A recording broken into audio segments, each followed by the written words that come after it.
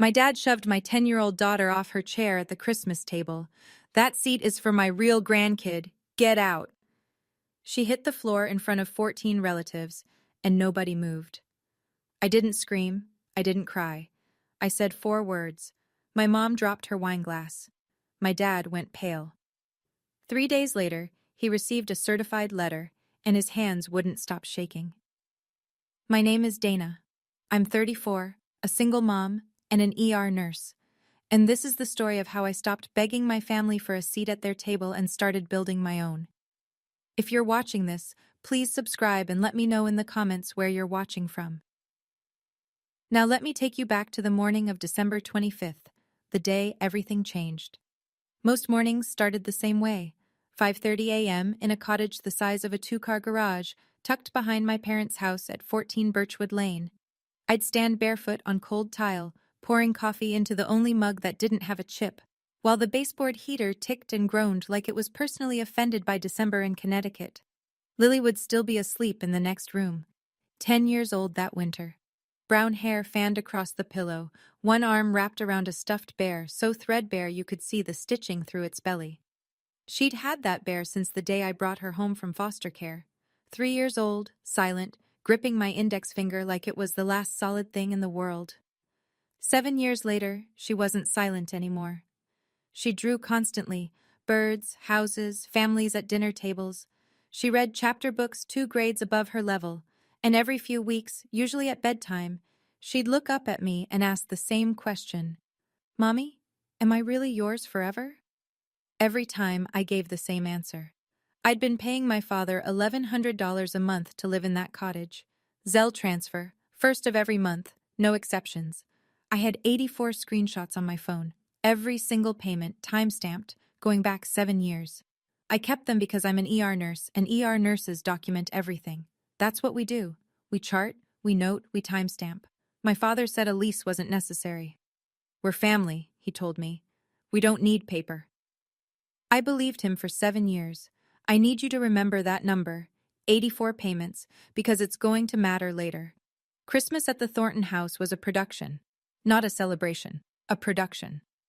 My father directed it like a man who'd spent 30 years managing a bank branch and never learned to stop managing. Every year, the long oak table set for 14 to 16. The good china. Cloth napkins folded into something architectural. A seating chart, unwritten but absolute. Richard Thornton at the head, my mother Vivian to his left, my older sister Brooke to his right, with her daughter Harper beside her, close enough to Grandpa that he could cut her meat and tell everyone how gifted she was. Harper was 8. She sat with the adults. Lily and I sat at the far end, near the kitchen door, where the draft came through and you could hear the dishwasher running. Every year. If you're wondering whether the seating was accidental, it wasn't. Nothing my father did was accidental. 2 days before Christmas, my mother called. Not to ask what Lily wanted for a gift, not to check if Lily had grown out of last year's dress. She called to say, "Don't let Lily wear anything too flashy. Brooke just bought Harper a new dress, and you know how Harper gets if she's not the center of attention." I pressed my tongue against the back of my teeth and said, "Sure, Mom." That night, I picked out a simple red sweater for Lily.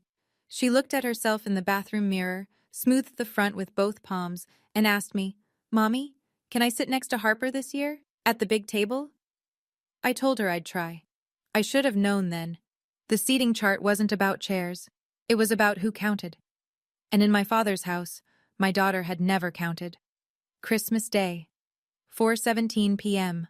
The sky had gone the color of wet cement, and a thin snow was coming down, the kind that doesn't stick but makes everything look like it's inside a snow globe, pretty and sealed.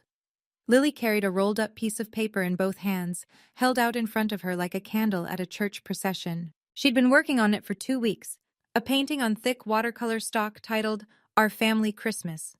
Every person in the family, drawn in bright gouache, Grandpa, Grandma, Aunt Brooke, Harper, even Great-Grandma June in her wheelchair. Everyone smiling, everyone at the same table. She wanted to give it to my father before dinner. He met us at the front door. The pine wreath smelled sharp. The porch light made the snow look gold. My father looked at Lily, then past her, the way you look past a piece of furniture you've stopped noticing. He gave her a short nod. No hug. No Merry Christmas, Lily. Then Harper ran up behind him, and the whole man changed. He crouched down, arms wide. There's my girl. Look at that dress. You are a princess. He held Harper for a good 10 seconds. I counted. Inside, Brooke was arranging place cards on the oak table. I scanned for Lily's name. It wasn't there. The main table had 14 settings. At the back wall near the kitchen door, someone had unfolded a metal card table, the kind you use for poker, and set it with a single plate, a single fork, a paper napkin. One chair. Harper was 8 and sat with the adults. Lily was 10 and sat alone at a card table behind the kitchen door. I leaned toward my mother in the hallway. Mom, Lily can sit at the main table, right? She's 10. Vivian didn't look at me. Don't make this a thing, Dana. Dinner was halfway done when it happened. I'd been watching Lily through the kitchen doorway, alone at that card table, eating quietly, her painting rolled up beside her plate because she hadn't found the right moment to give it to my father. She kept glancing at the main table, at Harper laughing, at my father carving seconds of ham for Harper's plate while telling a story about her ballet recital.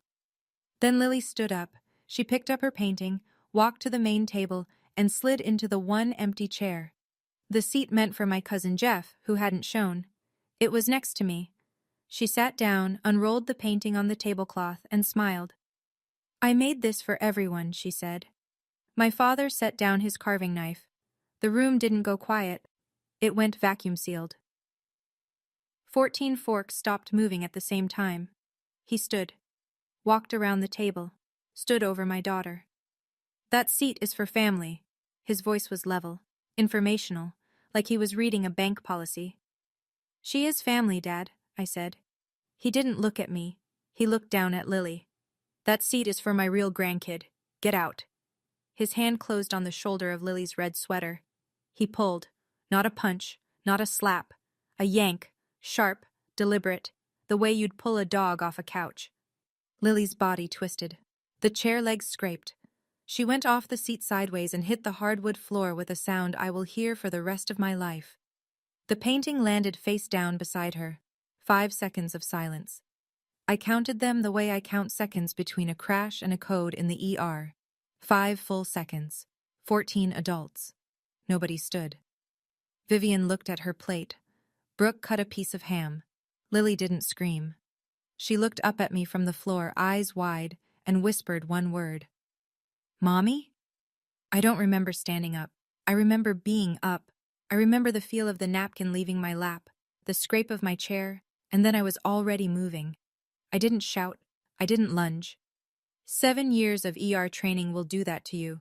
When the worst thing in the room is happening, you don't scream. You act. Your hands go steady. Your voice drops. I crouched down, slid my arms under Lily, and lifted her. She was shaking, small, fast tremors, the way a child shakes when she doesn't understand what just happened, but her body does. I held her against my chest, one hand on the back of her head. Then I looked at my father. He was still standing. His hand was still half raised, fingers open, like the ghost of Lily's sweater was still in his grip. I said 4 words. We are done here. Behind me, I heard a sharp crack, glass on wood. My mother's wine glass had slipped from her hand onto the table. Red wine pooled across the white cloth like an ink blot. My father's face went the color of the snow outside. I picked up Lily's painting from the floor, took our coats from the hallway closet, and walked out the front door. Nobody followed us. The snow had picked up. It stuck to Lily's eyelashes. She whispered into my neck, Are we going home?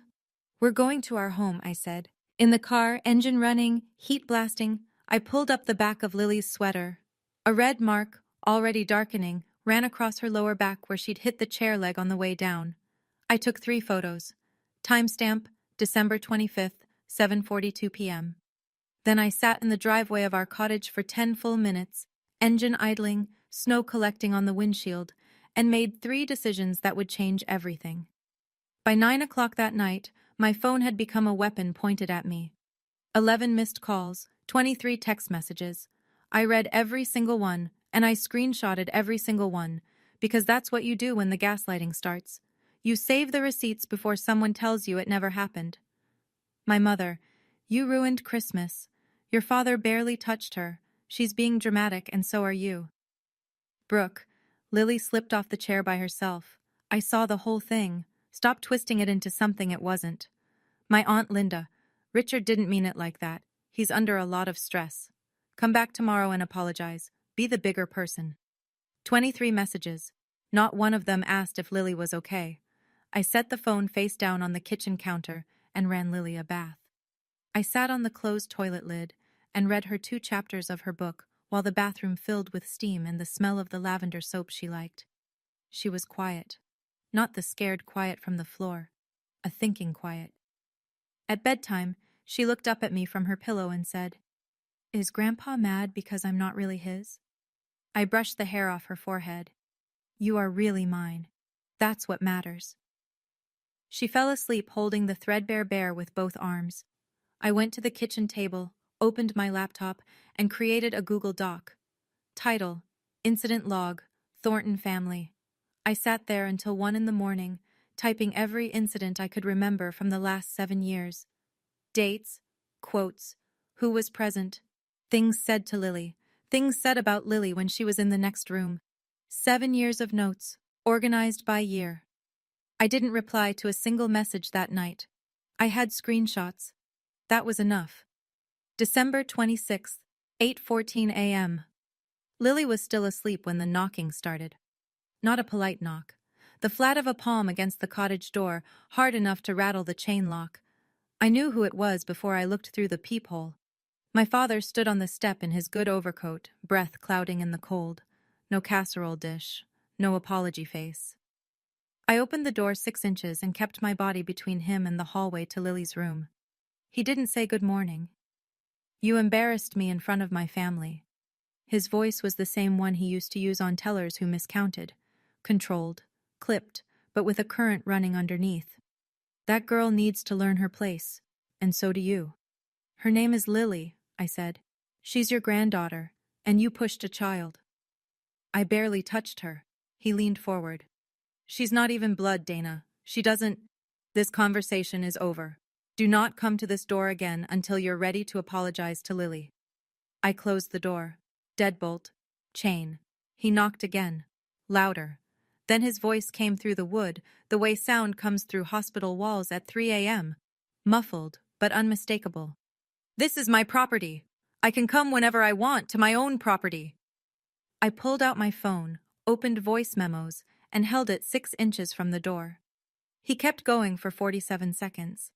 47 seconds of my property, my house, not even blood, and ungrateful. I stood there, phone steady, counting Mississippis the way I count compressions during a code. Timestamp: December 26, 10:14 a.m. He called it his property. I had it recorded. And somewhere in the back of my mind, a question I'd never thought to ask started forming. Whose property was it, really? I need you to understand. Christmas wasn't the first time. It was just the time he used his hands. The cruelty had always been there. It was just quieter. The kind you can talk yourself out of noticing if you try hard enough. Lily's 5th birthday. My father forgot. Not forgot the way busy people forget. Forgot the way you forget something that was never on your calendar. Harper's 5th birthday, 6 months later. He rented a bounce castle and a snow cone machine and posted 11 photos on Facebook captioned, "My little princess turns 5. Brooke received $3,000 a year from our grandmother's education trust, money Grandma June set up for all great-grandchildren. I assumed Lily was included. I never checked. That would matter later. When I adopted Lily, I was 27, single, fresh out of nursing school with $40,000 in student debt and a 1-bedroom apartment that smelled like the restaurant below it. My family's reaction was not what the brochures prepare you for. My father: "At least marry someone first. Brooke, you're going to ruin your life." My mother, quieter but worse: "What if she has problems?" She meant Lily. The year Lily turned 6, my mother said, in front of Lily, at Thanksgiving, between the cranberry sauce and the green beans, "Well, she doesn't look like us, does she?" I said nothing. I cut my turkey and said nothing, because I was living in my father's cottage, paying my father's rent, and I was terrified that if I made noise, Lily would lose the only extended family she had. 7 years. 84 rent payments. I thought I was buying Lily a place in this family, but you can't buy a seat at a table where you were never welcome.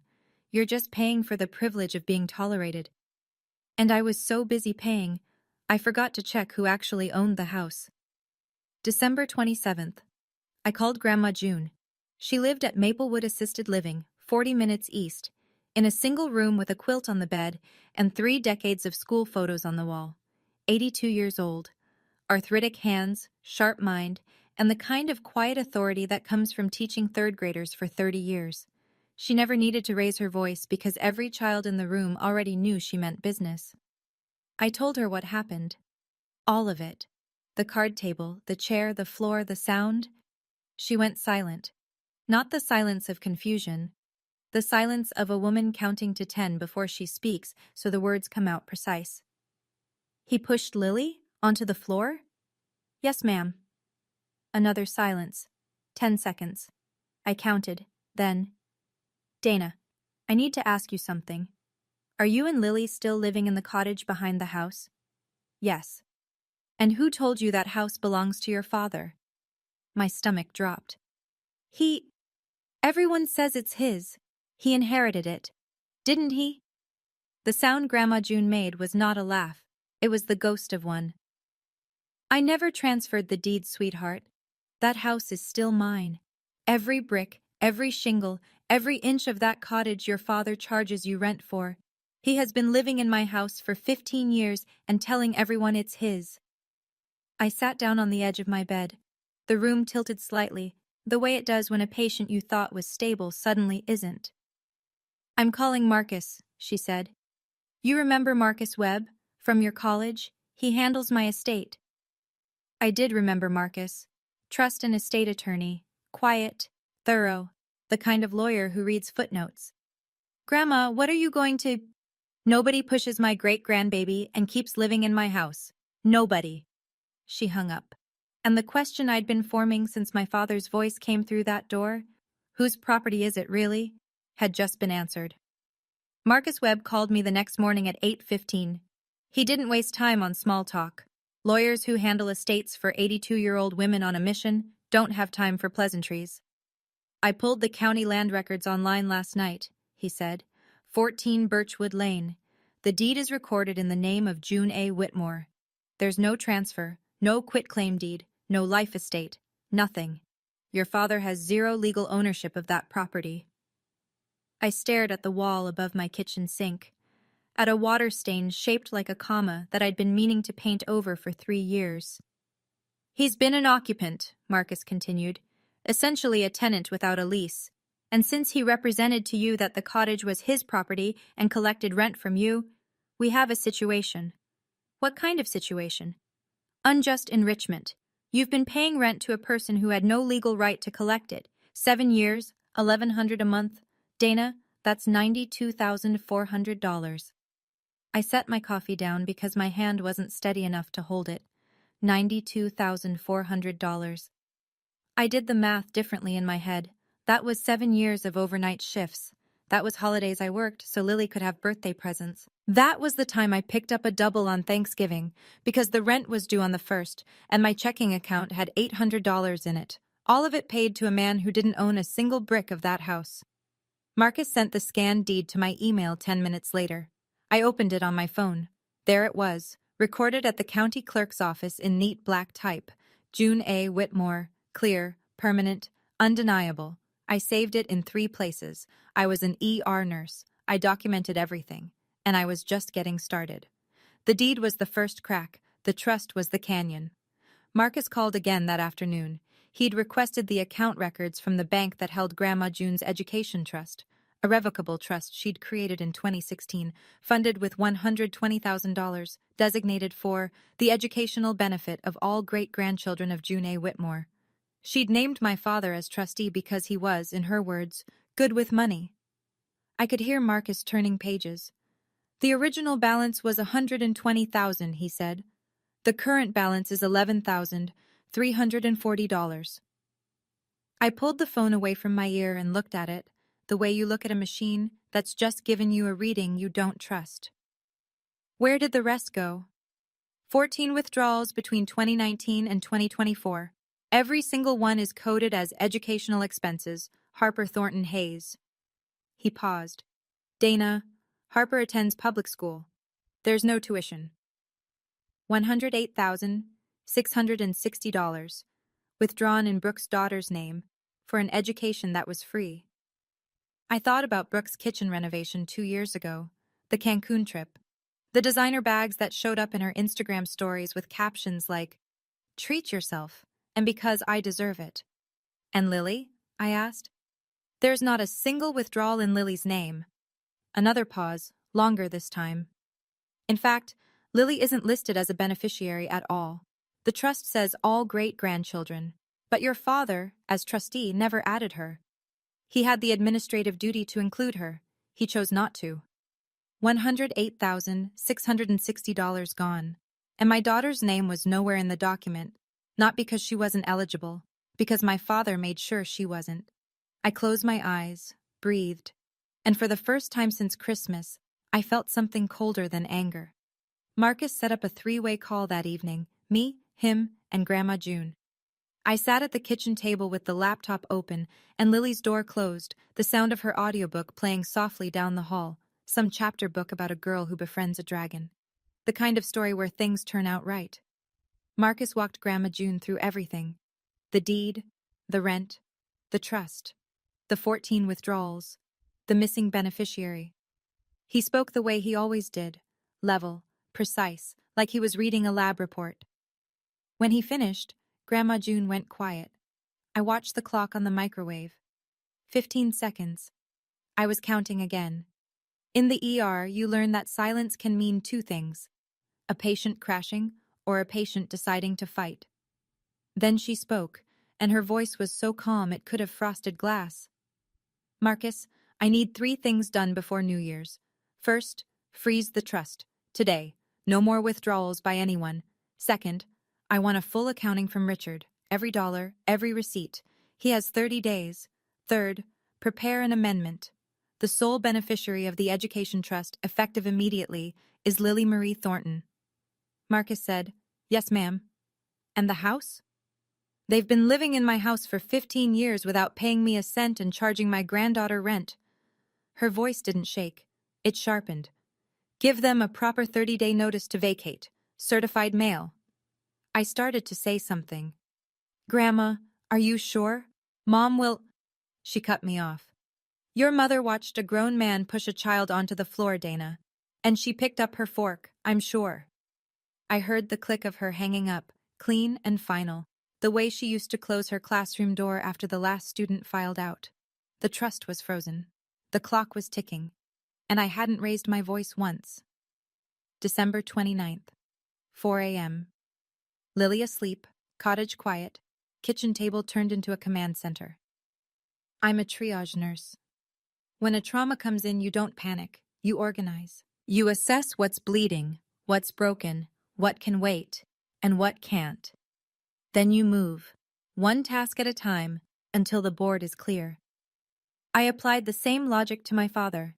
Folder 1, the manila one, physical copies, 3 printed photos of Lily's bruise with timestamps, a printed copy of the medical report from Dr. Patel, Lily's pediatrician, who documented contusion on lower back consistent with blunt impact against furniture edge during our visit on December 26th. Folder 2, digital, backed up to cloud, the Google Doc incident log, now 23 pages covering 7 years. 23 screenshots of text messages from Christmas night, each with timestamps and sender names.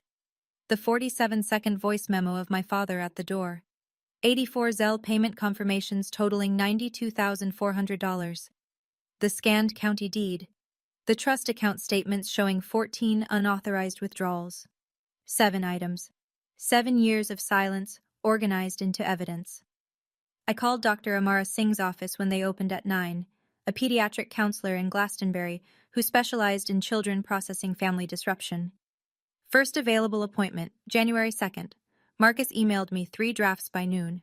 The 30-day notice to vacate, a demand letter for full trust accounting, the trust amendment naming Lily as sole beneficiary, ready for Grandma June's notarized signature. I printed everything, stacked it, clipped it.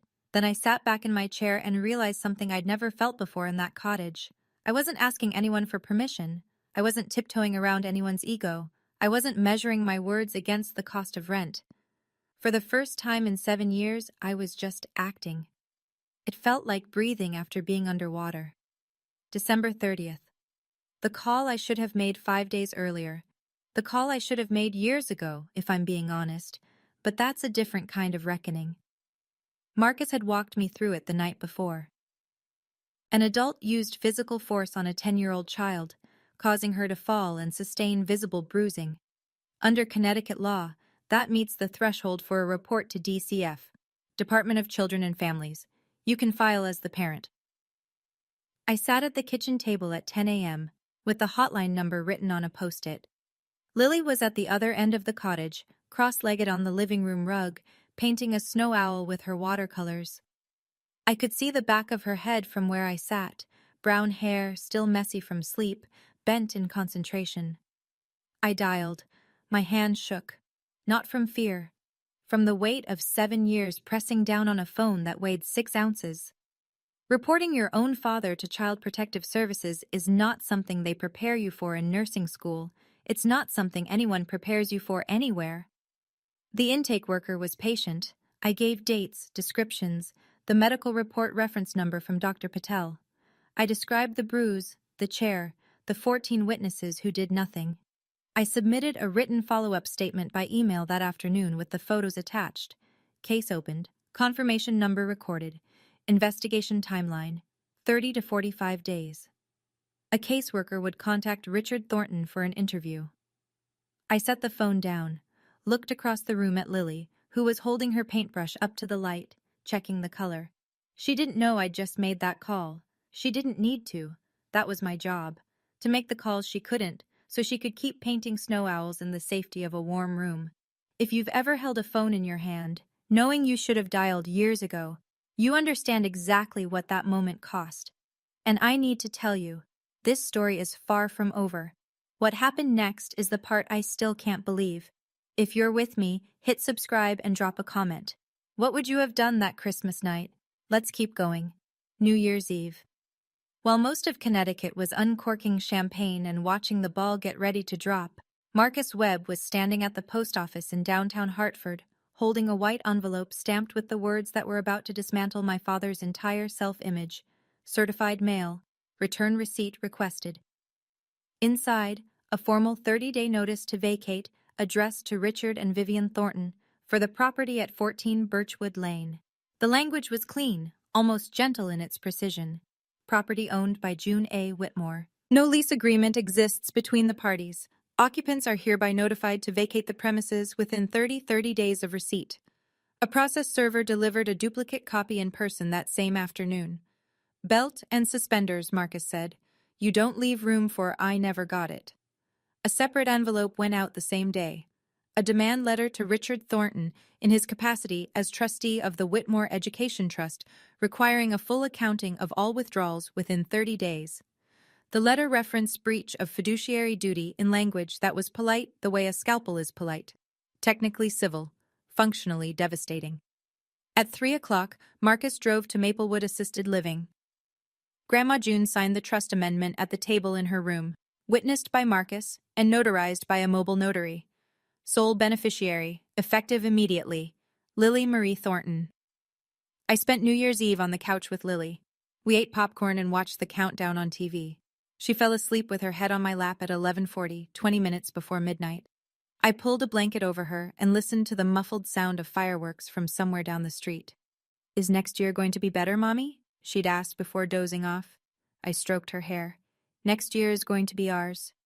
Somewhere across town, a certified letter was sitting in my father's mailbox, ticking like a clock. January 2nd. Marcus texted me at 10:09 a.m. Return receipt signed. 10:07 a.m. He has it. 13 minutes later, my phone rang. I didn't need to look at the screen. I could feel the vibration pattern the way you feel a storm system moving in. Heavy, electric, inevitable. My father's voice came through at a pitch I'd never heard from him before. Not the controlled bank manager tone, not the quiet threat from the cottage door. This was something cracked open, raw, and wild. Your grandmother is senile. This is my house. I have lived in that house for 15 years. It is mine. You turned a confused old woman against her own family, and I will sue every last one of you. I let him finish. Then, you'll need to discuss that with Marcus Webb. His number is on the letter. I hung up. 10:35. Vivian's turn. The crying was already in progress when I picked up. How could you do this to us? We're your parents. We took you in when you had nothing. We let you live in the cottage.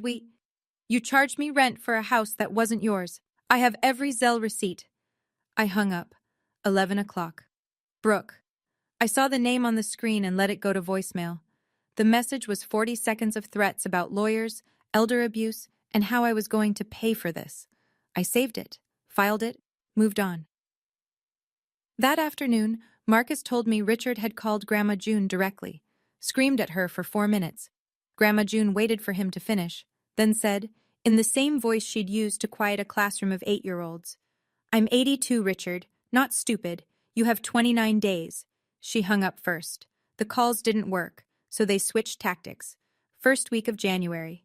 Brooke sent a group text to every relative in the family, 23 people, including cousins I hadn't spoken to since Obama was in office. I know because my cousin Rachel forwarded it to me within the hour with a single comment. Thought you should see this. The text read, just wanted everyone to know what's happening. Dana is manipulating Grandma June, who, as many of you know, has been declining mentally. She is trying to steal the family home and turn Grandma against Mom and Dad. Grandma has signs of dementia and doesn't understand what she's signing. Please call her and talk some sense into her before this goes further. This is breaking Mom's heart. Every sentence. A lie pressed flat and smooth, the way you iron a crease into a shirt you want to look respectable. I screenshotted it, filed it. Then my Aunt Linda called. Linda, who texted me on Christmas night to say Richard didn't mean it, be the bigger person. Her voice was careful now. Testing. Dana, is it true you're trying to kick your parents out of their home? It's not their home, Aunt Linda. It's Grandma June's. Dad lied, and he pushed Lily. Richard would never. I have a recording. Silence. Then, what? I sent her the 47-second voice memo. The one with my property, and not even blood, and ungrateful. I didn't say anything else. I just sent it and waited. 3 minutes later, Linda texted back 2 words. Oh God. 2 of my cousins unfriended me on Facebook that week. My great-aunt Patty sent a message that said, you're tearing this family apart over a chair. I didn't respond. I didn't post. I didn't argue. Brooke had texted 23 people. I sent 1 recording to 1 person. Receipts don't need an audience. They need the right ears. January 2nd. The same day my father received the letter and started screaming. While he was calling lawyers and threatening lawsuits, I was in a waiting room in Glastonbury with magazines from 2022 and a fish tank that hummed like a meditation app. Lily was behind the closed door with Dr. Amara Singh. 45 minutes. I sat in the blue vinyl chair and stared at the fish, a fat orange one going in circles, and tried not to think about what my daughter might be saying in there. When the door opened, Dr. Singh asked Lily to pick a sticker from the treasure box in the corner, then stepped into the hallway with me. She was small, composed, the kind of person who speaks like every word has been weighed on a scale first. Lily asked me something today, she said. She asked me if she's real. I felt the floor tilt. She said her grandfather has been telling her she's not a real grandchild for years, not just Christmas. She said the other kids at family events repeat it. Not real, not blood, not one of us. She's been carrying that much longer than you think. I pressed my back against the hallway wall. The fluorescent light buzzed above us. She's resilient, Dr. Singh said. But she needs to hear, from the actions around her, not just words, that she belongs. She will, I said. I promise. On the drive home, Lily sat in the back seat, peeling the edges of her sticker, a purple triceratops. She said without looking up, Dr. Singh told me feelings aren't wrong or right. They just are. That's true, baby. Then is it okay that I'm mad at Grandpa? It is absolutely okay. She nodded and went back to her sticker. I could protect her from a shove. I had. But I hadn't protected her from the words. The years of quiet, daily erosion that taught her to question whether she was real. That failure sat in my chest like a stone. And I swore right there on Route 17 with the heater blowing and the Triceratops sticker half peeled that it would be the last time I was late. January 15th. The accounting deadline hit like a timer going off in an empty room. Marcus called at 4 p.m. His voice had the particular flatness of a man who expected exactly this. No response from your father. No accounting. No receipts. No communication from his attorney. If he even has one. The 30-day window for the trust accounting has closed. I was in the break room at the hospital, still in scrubs, eating a granola bar that tasted like pressed sawdust. Through the window, I could see the parking lot dusted with old snow, gray and pitted. What happens now?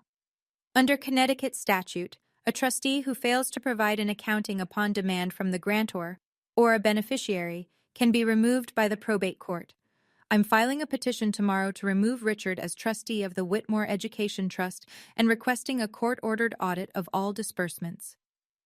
I let that settle. A court-ordered audit. Every withdrawal, every fake educational expense, every dollar that went to Cancun and kitchen granite and designer bags, all of it pulled into the light under oath. One more thing, Marcus said. Brooke retained an attorney. He called me this morning, off the record, and I mean truly off the record. He told me her position is, quote, extremely weak, and he's advised her to settle. I almost smiled. Almost. And the house? The 30-day notice was served December 31st. They have until January 30th to vacate. If they don't, we file an eviction action. But Dana, I don't think it'll come to that. Your father is a man who can't afford to have an eviction on public record. His pride won't let it get there. I looked at the calendar on the break room wall. Someone had drawn a smiley face on the 30th. 15 days. After 15 years of lies, my father had 15 days. January 18th. 3 days before Grandma June's family meeting, and 12 days before the vacate deadline. My mother came to the cottage alone. No call ahead, no text. Just the crunch of her good shoes on the frozen gravel path, and then a knock. Not the flat palm assault my father had used, but something softer. Tentative. The knock of a woman who'd practiced what she was going to say in the car. I opened the door. Lily was at school. The cottage smelled like burned toast and the lavender plug-in Lily had chosen at the dollar store. Vivian's eyes were red. Her hands were clasped in front of her the way they always were when she wanted you to see her suffering before she made her ask. Dana, please. Her voice broke on the second word. I'm begging you. Drop all of this. Your father is having chest pains. He can't sleep. He's not eating. I'll talk to him about Lily. I promise I will. Just stop the letters. Stop the lawyers. We can work this out as a family. There it was, the word, family, loaded and aimed, the way it always was. Mom, did you talk to him about Lily in the last 7 years? When he called her the kid? When he skipped her birthday? When he didn't put her name in the trust? He's not a bad man, He pushed my daughter onto the floor. You watched. You picked up your fork. She flinched. The tears came harder. Where will we go, Dana? Where will we live? That's not my problem to solve anymore. You had 7 years of my rent to save. She stood there for another moment, waiting, I think, for the version of me that would cave. That Dana was gone. I closed the door, leaned against it, pressed my palms flat against the wood. My hands shook, not from weakness, from the physical effort of not opening that door again. January 20th. Maplewood Assisted Living. The community room on the second floor. Linoleum tile, fluorescent lights, a long folding table that probably hosted bingo on Tuesdays. It smelled like institutional coffee and lemon floor cleaner. Grandma June had made the calls herself, each one brief, each one identical. I need you at Maplewood on Saturday at 2. This is not optional. When I walked in, Marcus was already there. Navy blazer, laptop bag, the quiet competence of a man who'd done this before. He was connecting his laptop to the wall-mounted TV that usually showed weather forecasts and meal schedules. I sat 3 chairs from the end, set my hands on the table. I didn't bring the manila folder. I didn't need to. This wasn't my meeting. They arrived one by one. Aunt Linda, tight-lipped, clutching her purse strap. 2 cousins, Derek and Nate, who'd unfriended me on Facebook but apparently couldn't unfriend Grandma June. Brooke, in sunglasses indoors, like she was arriving at a deposition she hadn't studied for. Richard and Vivian came last. My father walked in the way he walked into everything. Chin up, shoulders back. The posture of a man who'd spent 30 years behind a desk people had to stand in front of. Vivian trailed behind him, already crying softly. Then Grandma June was wheeled to the head of the table. She wore a gray cardigan buttoned to the top. Her reading glasses hung on a chain. In front of her, on the table, was a manila folder identical to the one I kept at home. Richard sat down, face flushed. "Mom, this is ridiculous. Whatever Dana's told you." "Sit down, Richard." Her voice cut the room like a ruler on a desk. "I have a few things to show everyone." Marcus opened his laptop. The TV screen flickered to life, and the room went very, very still. This is the moment. Everything Dana documented, every screenshot, every receipt, every recording she filed away instead of firing back, it all leads right here, to this room. If you're on the edge of your seat, hit that like button and tell me in the comments. Do you think Richard will finally face what he did? Stay with me. Grandma June spoke the way she taught. Slowly, clearly, with the patience of someone who knows the class isn't going to like the lesson. 15 years ago, I allowed Richard and Vivian to move into my home on Birchwood Lane. It was a kindness, not a transfer. She nodded at Marcus. He placed a printed sheet in front of every person at the table. This is the county land record for 14 Birchwood Lane. The owner, today, as it has been since 1987, is June A. Whitmore, me. Richard's jaw moved, but nothing came out. The color was leaving his face the way heat leaves a room when you open a window in January. 10 years ago, Grandma June continued, I created an education trust for all my great-grandchildren, all of them. I named Richard as trustee because I trusted him. She paused on the word trusted the way you pause on a crack in the ice. Marcus pressed a key. The TV screen lit up with a bank statement, rows of transactions, dates, amounts, neatly highlighted in yellow. These are the withdrawal records from that trust. 14 withdrawals over 5 years. Total, $108,660. Every one of them labeled educational expenses. Harper. She turned to Brooke. Brooke's sunglasses were off now. Her face had the color and texture of skim milk. Harper goes to public school, Brooke. There is no tuition. The room made a sound, not a gasp, more like the collective inhale of 6 people understanding something at the same time. Grandma June turned back to the table. Her voice didn't waver. And Lily Thornton, my great-granddaughter, Dana's daughter, was never added as a beneficiary. Not because she wasn't eligible, because Richard, as trustee, decided she wasn't family. She let that word hang in the air, family, like a nail driven through the center of the table. Richard stood up. The chair behind him screeched on the linoleum. I was going to transfer the deed. I was managing the trust properly. Brooke needed money for Harper's enrichment, and I made a judgment call as trustee, and... Show me one tuition receipt, Grandma June said. The room held its breath.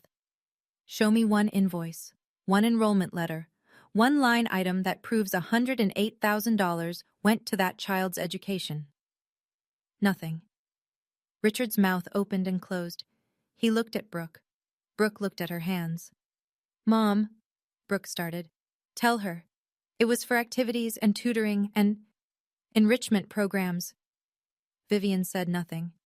She stared at the folded hands in her lap, the way she'd stared at her plate on Christmas night. Some people have one response to everything.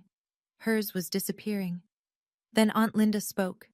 She'd been sitting at the far end of the table, silent since she walked in, and when her voice came out it was low and shaking, not with tears, but with the kind of anger that comes when you realize you've been lied to and defended the liar. Richard, you told me Dana was the problem. You told all of us. You said she was bitter and dramatic and turning Grandma against the family. She held up the bank statement. This isn't bitter. This is theft. Derek and Nate stood up without a word and walked out. The door clicked shut behind them. They didn't slam it. They didn't need to. Marcus spoke next, his voice level and professional as a court filing. For the record, Mrs. Whitmore has amended the Education Trust. The sole beneficiary is now Lily Marie Thornton. Mrs. Whitmore has also issued a 30-day notice to vacate the property at Birchwood Lane. A petition to remove Richard Thornton as trustee has been filed with the probate court. Richard sat down slowly, like a man whose legs had stopped reporting for duty. His hands, resting on the table, were trembling. The room was quiet in the way a room is quiet after something has broken. Not peaceful, not resolved, just empty of everything except the sound of the fluorescent lights buzzing overhead. Grandma June turned to me. Her hand, small and knotted with arthritis, rested near my arm on the table. "Do you have anything to say, sweetheart?" I hadn't planned to speak. I'd come to listen, to watch, to let the paperwork do what paperwork does when people have spent years lying without it. But my grandmother asked, and I stood up, and the words came out the way they'd been waiting to come out for 7 years. Not loud, not fast, just clear. I looked at my father. "I spent 7 years trying to earn a seat at your table for my daughter. She drew you a painting that night. It was called Our Family Christmas. She drew every single one of you in it, and you shoved her off a chair for it." I looked at my mother. "I paid you $92,400 in rent for a house you didn't own, and when your husband pushed my child onto the floor, you picked up your fork." I looked at Brooke. "You took $108,000 that was meant for my daughter's education, and then you sent a group text to 23 people telling them I was the one stealing." I stopped, let the silence sit. "I'm not asking for an apology. I stopped waiting for one of those a long time ago." I looked at my father one last time. "I don't negotiate with people who push children. Lily and I are done." I sat down. Under the table, Grandma June's hand found mine. She squeezed once. Firm, deliberate, the grip of a woman who'd raised 2 generations and wasn't finished yet. No one in that room said a word. The next 10 days moved with the slow, grinding certainty of paperwork doing its job. January 30th, vacate day. Marcus confirmed it by text at 6 p.m. "They're out. Confirmed with the neighbor. Moving truck left at 4. Richard and Vivian relocated to a 2-bedroom apartment in Meriden. $1,800 a month. The first rent check either of them had written in 15 years. My father didn't fight it. Marcus was right. Richard Thornton was a man who'd spent a lifetime building an image, and an eviction filing on the public record would have cracked it like a hammer through a window. He went quietly. That was the most dignity he'd shown in months. Second week of February. The probate court granted the petition to remove Richard as trustee. The judge's order was 3 pages long and included the phrase, "failure to fulfill fiduciary duties." Marcus Webb was appointed successor trustee by Grandma June. Trust balance at transfer, $11,340, plus a $40,000 deposit from Grandma June's personal savings. Lily's education fund, $51,340. Her name, finally, on the first page. Third week of February. The DCF investigation concluded. Finding, indicated. The caseworker's report documented the physical contact, the bruise, the medical report, and the 14 witnesses who did nothing. Richard was mandated to complete an anger management program. Failure to comply could result in a restricted contact order. Marcus sent my father a final demand, repayment of $14,200, 12 months of rent, the maximum recoverable under the settlement Grandma June agreed to, in order to end it cleanly. Richard had 60 days. The cashier's check arrived in 43, $14,200. It wouldn't replace what those years cost, but it would put 6 months of rent in a savings account with Lily's name on it. Brooke held out longer than my father. But receipts don't care about stubbornness. First week of March. Marcus, in his capacity as successor trustee, sent a formal demand to Brooke Thornton Hayes, repayment of $108,660 in unauthorized trust withdrawals. The letter outlined 2 options. Option 1, full repayment on an agreed schedule. Option 2, a civil lawsuit filed by the trust for breach of fiduciary duty, with Richard named as co-defendant for authorizing the disbursements, and, potentially, a fraud referral for misrepresenting personal expenses as educational costs. Brooke's attorney called Marcus within 48 hours. They settled in mid-March. $60,000, payable at $2,500 per month over 24 months. It wasn't the full amount, but Grandma June approved it. "I want the money back for Lily," she told Marcus. "I don't want a war. Wars are expensive and they break the things you're trying to save." Every monthly payment would go directly into Lily's education trust. I heard through Aunt Linda, who had quietly stopped returning Brooke's calls, that Brooke sold her Lexus and replaced it with a used Honda. The summer trip to Turks and Caicos was canceled, and Kevin, Brooke's husband, had apparently discovered the scope of the withdrawals for the first time when the demand letter arrived. Aunt Linda said the word she used was blindsided. I didn't feel satisfaction. I want to be honest about that. I didn't feel the rush that people in movies feel when the villain falls. I felt tired, and I felt clear, and I felt something close to relief. The way you feel when a bone is finally set after weeks of walking on it wrong. I told Marcus the same thing I'd told myself. I don't want Brooke to suffer. I want Lily to have what was always hers. March 14th. Marcus sent the email on my behalf. One paragraph addressed to Richard, Vivian, and Brooke, clean as a surgical note. I am requesting that you have no direct contact with me or with my daughter, Lily, until further notice. Any necessary communication should be directed to my attorney, Marcus Webb, at the address and number below. I didn't explain why. I didn't list grievances.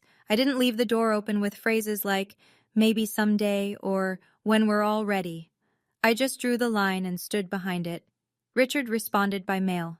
Not through Marcus, not through email, but through a handwritten letter slipped into the cottage mailbox. I recognized the handwriting, the same sharp slant he used on birthday cards when he remembered to send them. 4 lines. You destroyed this family. I hope you're proud of yourself. Your mother cries every night. This isn't over. I read it once, folded it, placed it in the manila folder, did not respond. In April, Vivian sent Lily a birthday card, pink envelope. Inside, 3 words in her looping cursive. Love, Grandma V. No mention of Christmas. No mention of the floor. No mention of anything that would require acknowledging what had happened. I held the card for a long time, sitting on the edge of my bed after Lily had gone to sleep. Part of me wanted to give it to her. The part of me that had spent 7 years believing any connection was better than none. I put it in a drawer instead. Not forever. Just not yet. No contact wasn't punishment. I want to be clear about that. It was the first boundary I'd ever drawn that I actually kept. It wasn't a wall built from anger. It was a door, closed gently, with a lock I chose not to hand the key to. Like the oxygen mask on an airplane. You put yours on first, so you can breathe long enough to help the person beside you. May, Connecticut, in May, smells like mud and cut grass, and the particular sweetness of apple blossoms opening along the fences on Birchwood Lane. We moved into the main house on the first Saturday of the month. Grandma June insisted. It's your home now, she said when I tried to argue. It always should have been. Marcus was handling the deed transfer, a gift deed from June Whitmore to Dana Thornton, clean and legal and real.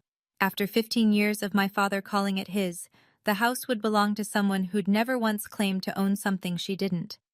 Lily chose the upstairs bedroom with the window overlooking the backyard. She stood in the doorway for a full minute, just looking. It was 3 times the size of her room in the cottage. Light poured through the glass and hit the hardwood floor in wide yellow stripes. This is mine, she said. This is yours. She hung one thing on the wall that first day, the painting. Our Family Christmas. The watercolor from that night, edges soft from where it had hit the floor, one corner slightly creased from being carried to the car in the cold. She smoothed it flat and pressed a piece of tape on each corner. She still saw Dr. Singh every 2 weeks. One afternoon in late May, she came out of her session and said to me in the parking lot, with the sun on her face and her backpack hanging off one shoulder, Dr. Singh says I don't have to earn belonging. I just belong. I cried, right there next to the car, in broad daylight, for the first time since Christmas. Grandma June visited every Sunday. They baked, they painted, they read together on the porch while the bees worked the garden. June called her my girl. Lily called her Great-Grandma June. The education trust stood at $51,340, growing by $2,500 every month. Enough by the time Lily turned 18, for a future she could choose for herself. June. A Tuesday evening, warm enough to leave the kitchen window open. I was at the stove, wooden spoon in hand, steam rising from a pot of the pasta Lily liked, the kind with the little bow ties, because she said they looked like butterflies. The backyard was gold, birch trees catching the last of the light, a cardinal on the fence post, head tilted, watching nothing. Lily came in from the living room at a run, socks sliding on the hardwood, and wrapped her arms around my waist from behind. She pressed her face into my back, and I felt her breathe. "Mommy? Am I really yours forever?" The question. The same one she'd asked 100 times. The one I'd always answered the same way, forever and always. Quick, automatic, a reflex like catching a ball. But this time I turned the burner down. I set the spoon on the counter.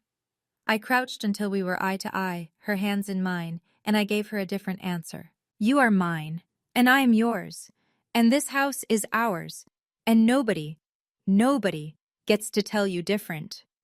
She smiled. Not the careful smile she used at my father's table, the one that asked permission. A real smile, wide and unguarded, the kind that starts in the eyes and doesn't stop. I hadn't seen that smile since before Christmas. Later, after she was asleep, I walked past her bedroom. The door was cracked open. The hallway light fell across the wall where the painting hung. Our family Christmas.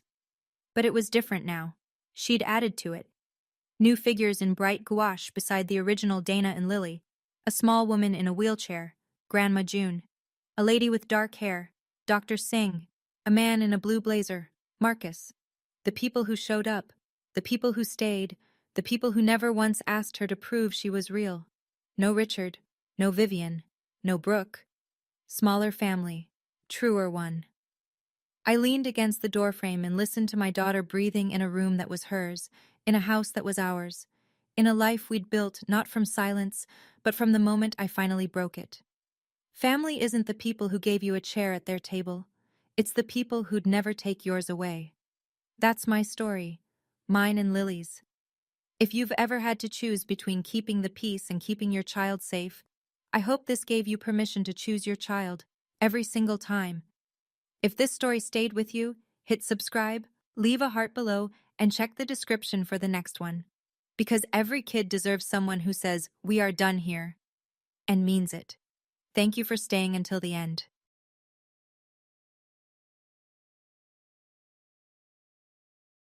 I'm Cassidy Thornton, 28 years old, and 3 weeks ago, my father stood up at our family reunion, grabbed the microphone, and said something about me in front of 68 relatives that I will carry with me for the rest of my life. "We only have one daughter we're proud of." That's what he said, and he was looking straight at my older sister Brianna when he said it. For 22 years, my family called me the burden. The premature baby who cost too much, the quiet sister nobody defended, the daughter who sat at the end of every table while Brianna got the tuition, the praise, the love. But what none of them knew, not my parents, not my cousins, not a single person in that crowd, was that 6 weeks ago on a Thursday night at my kitchen table, Brianna got drunk and confessed everything. The money she'd stolen from our parents, the nursing degree she'd faked, the lies she'd been feeding the family about me since I was 14, and I recorded all of it, 14 minutes that would shatter 22 years of silence. Before I tell you what happened when I pressed play, take a moment to like and subscribe, but only if you feel this story deserves it. And tell me in the comments, where are you watching from, and what time is it right now where you are? Now let me take you back 22 years, to a January night in Georgia, when I arrived in this world 6 weeks too early, and became the debt my family never wanted to pay. I came into this world 6 weeks early, on a Tuesday night in January, in a hospital 40 minutes from our house, because the closer one didn't have a NICU. My lungs weren't ready, my heart wasn't ready, nothing about me was ready. 3 weeks in the neonatal intensive care unit, $87,000 in medical bills. My parents had just closed on their first house 2 months before. My dad, Glenn, was driving trucks for a regional freight company. My mom, Jolene, had quit her receptionist job to stay home with my sister Brianna, who was 3. I know the exact dollar amount because my mother made sure I'd never forget it. She told the story at every Thanksgiving, every Christmas, every family gathering where there was an audience. Cassidy almost bankrupted us before she could even open her eyes, she'd say. Then she'd laugh, and the relatives would laugh, and I'd sit there holding my fork so tight my knuckles went white. When I finally came home from the hospital, small and fragile and wrapped in a yellow blanket, my sister Brianna looked at me in my crib and asked our mother a question that became the Thornton family's favorite joke for the next 2 decades. Can we send her back? Everyone laughed. My dad, my aunts, my uncles, even my grandmother Edith, though I'd learn later that she stopped laughing long before anyone else did. That question, can we send her back, followed me through every birthday, every report card, every holiday dinner. Brianna would say it when I spilled juice. My dad would say it when I got carsick on road trips. My mom would whisper it to her sister Ruth on the phone when she thought I couldn't hear. But I always heard. Growing up, I learned the rules of our family early. Rule 1, Brianna comes first. Rule 2, if something goes wrong, it's probably Cassidy's fault. Rule 3, don't complain about rules 1 and 2. When I was 10, I won first place in the county writing contest. My English teacher, Mrs. Hadley, called the house to congratulate my parents. My mom forgot to come to the award ceremony. That same week, Brianna placed third in a school track meet, and we all went out to Olive Garden to celebrate. I remember sitting in that booth, holding my certificate under the table, wondering if anyone would ask about it. Nobody did. But it was the Thanksgiving I was 14 that cracked something inside me. Brianna told my mother, with tears in her eyes, because Brianna always knew exactly when to cry, that I'd stolen our grandmother Edith's gold pendant necklace, the one Grandma wore in her wedding photo, the one she'd promised to pass down. I hadn't touched it. I hadn't even been in Grandma's bedroom that weekend. It didn't matter. My mother believed Brianna instantly. I was dragged in front of 12 relatives in the living room and told to kneel and apologize to my grandmother for being a thief. I knelt. I cried. I said I was sorry for something I didn't do. 2 weeks later, the necklace turned up in Brianna's dresser drawer. My mother's explanation? It must have gotten mixed in with the laundry. Nobody apologized to me. Not my mother, not Brianna, not anyone. That night, I found my mother's old journal in the hallway closet. I don't know why I opened it. Maybe I was looking for proof that she'd loved me once. Instead, I found this line, dated the year I was born. Sometimes I wish we'd stopped at 1.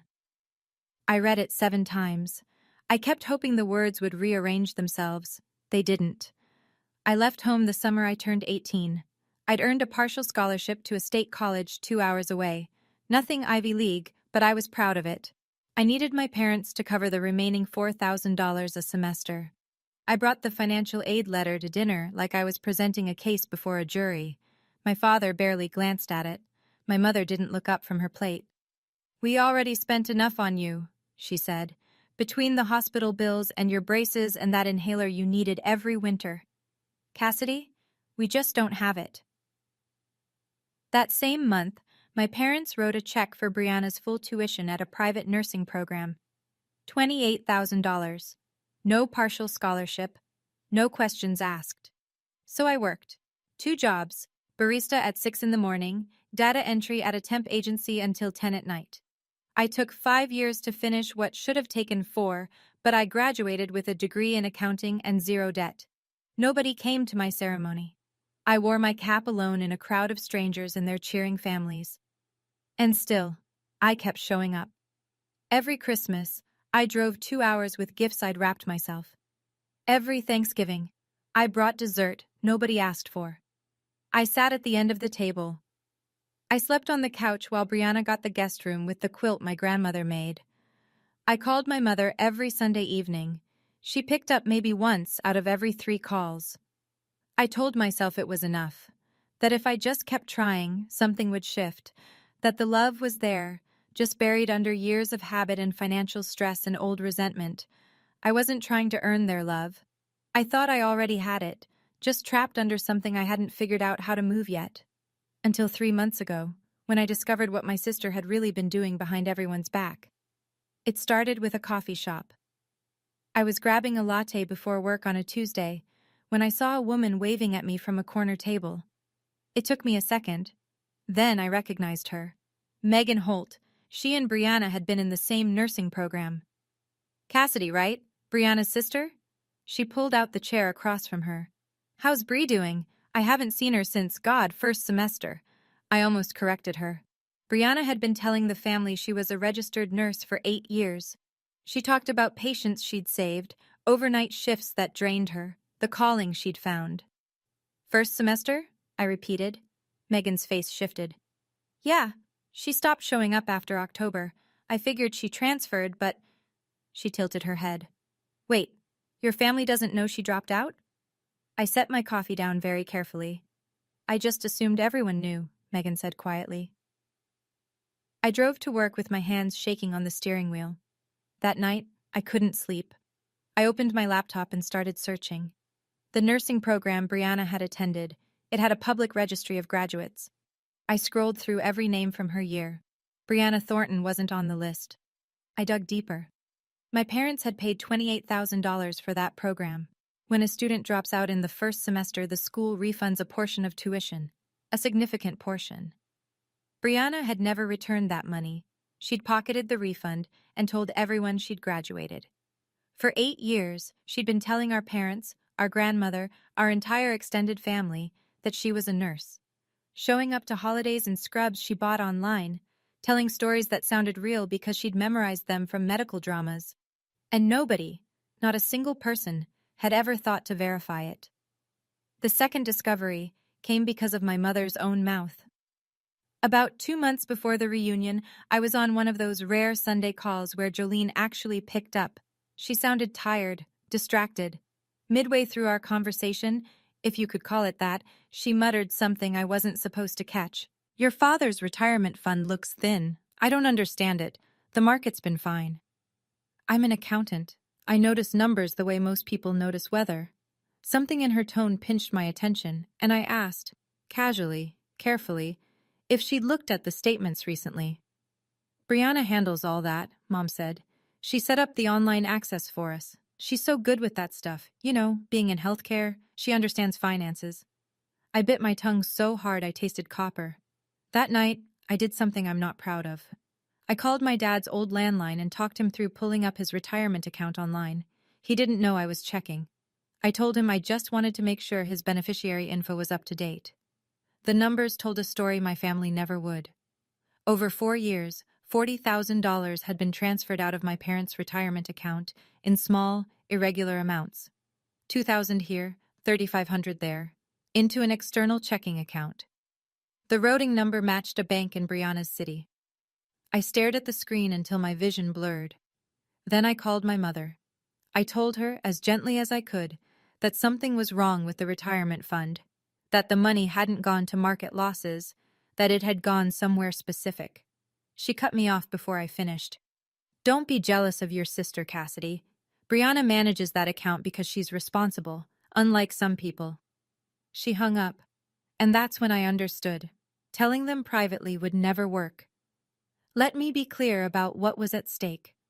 My grandmother, Edith Calloway, was 79 years old.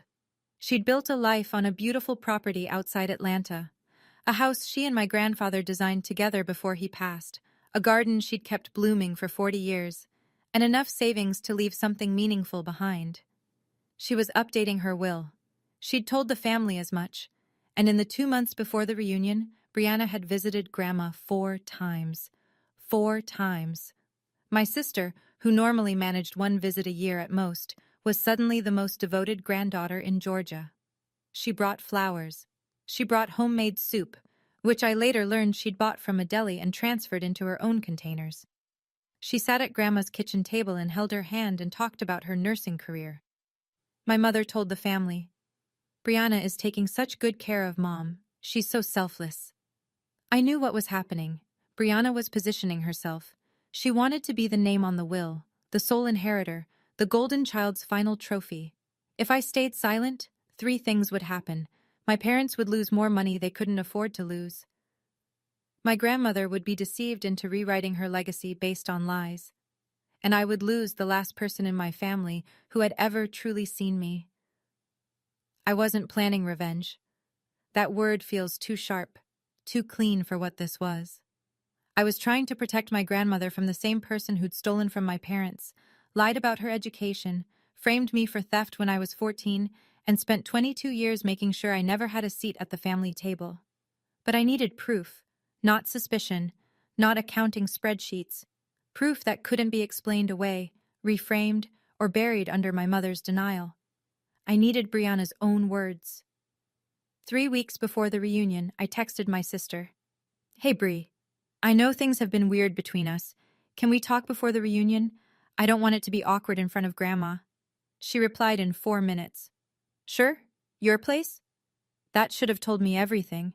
Brianna never came to my apartment. She thought my neighborhood was beneath her. But the reunion was 3 weeks away, and she needed me quiet and cooperative in front of Grandma Edith. A quick visit to pacify the difficult sister, worth the drive. She showed up on a Thursday evening in a silk blouse and designer jeans, carrying a bottle of Pinot Grigio. She hugged me at the door, tight, performative, and immediately started scanning my apartment with that pitying look she'd perfected. It's cozy, she said. The word dripped. I opened the wine. I poured her glass fuller than mine. I set my phone on the bookshelf behind us, screen down, recording app running. Georgia is a one-party consent state. I was that party.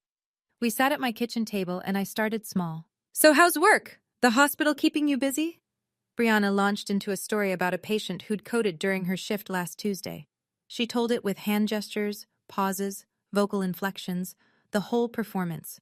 She'd always been good at this, making fiction feel like memory. I let her finish.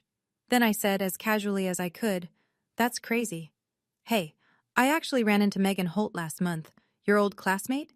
She said something kind of weird." Brianna's wineglass paused halfway to her lips. "Megan talks too much," she said.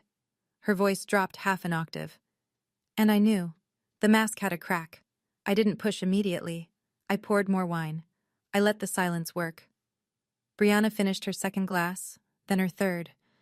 The Pinot Grigio was doing what I couldn't, loosening the bolts she kept so carefully tightened in public.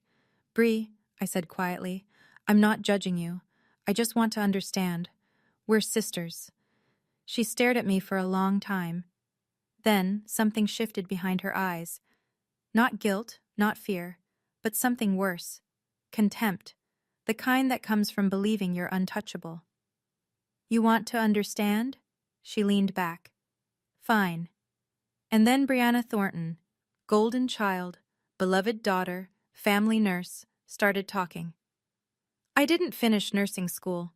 Big deal. It wasn't for me." She waved her hand like she was brushing away a gnat. "Mom and Dad's tuition money?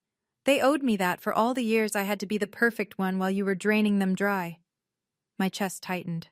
I said nothing. "You know what I told Mom when you were 14? That you stole Grandma's necklace?" She smiled. Actually smiled. "I took it. I needed it gone for Thanksgiving so you'd look bad. And it worked. Every single time." She poured herself another glass. Her hand was steady. Her conscience was clear. "All I ever had to do was cry. And Mom took my side. Every time.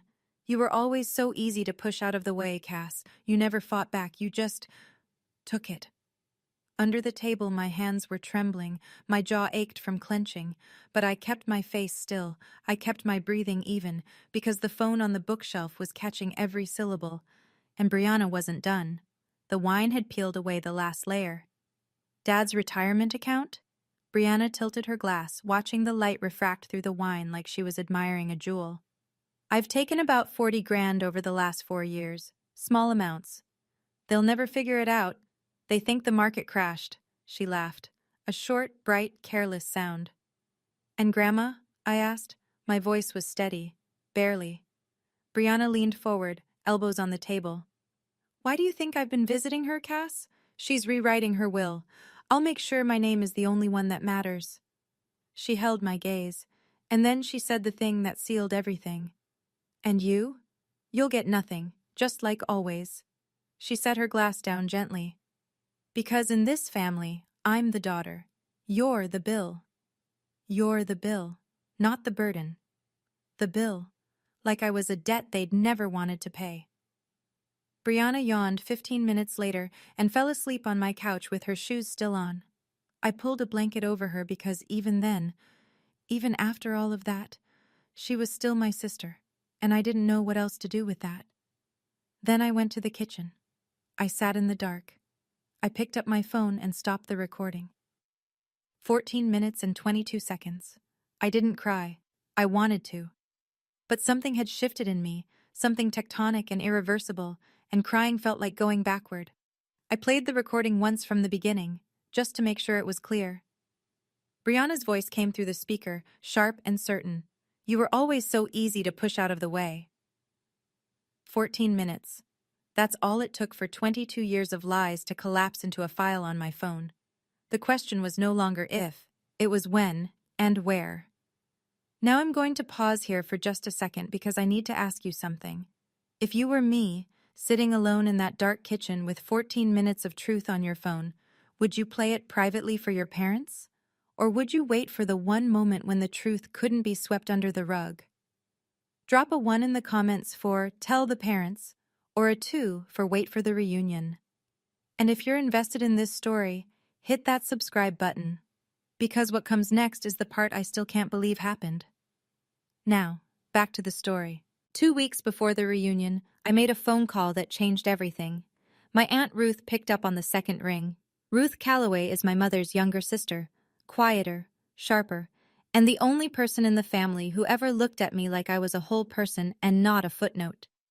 When I was 8 and had pneumonia, Ruth drove 3 hours in a snowstorm to sit by my bed. When I graduated college alone, she was the one who sent flowers. The card read, I see you, Cassidy, always have. Hey, sweetheart, she said. What's going on? I didn't tell her about the recording, not yet. I just asked, carefully. Aunt Ruth, have you ever thought something was off about Brianna? The line went quiet for so long I thought the call had dropped. Then Ruth exhaled slowly. I've been watching your sister for years, Cass. Something doesn't add up.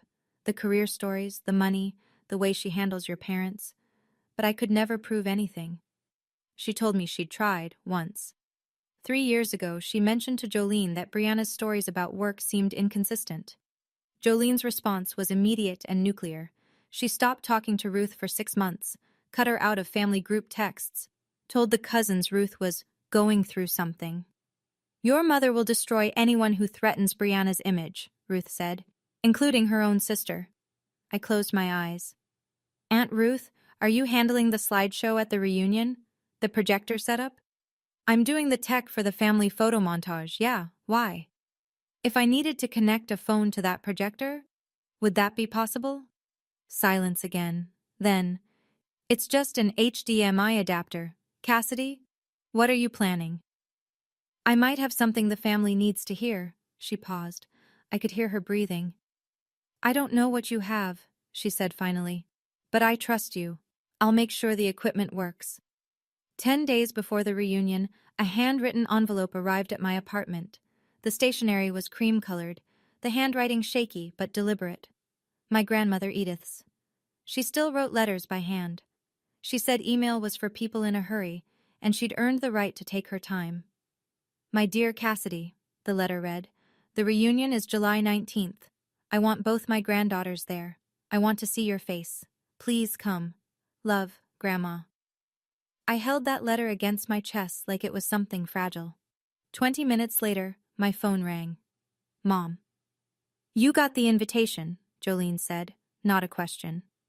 I did. Good. Now listen. Her voice shifted into the tone I knew by heart, the managerial tone, the one that made instructions sound like favors. You're invited, but behave yourself.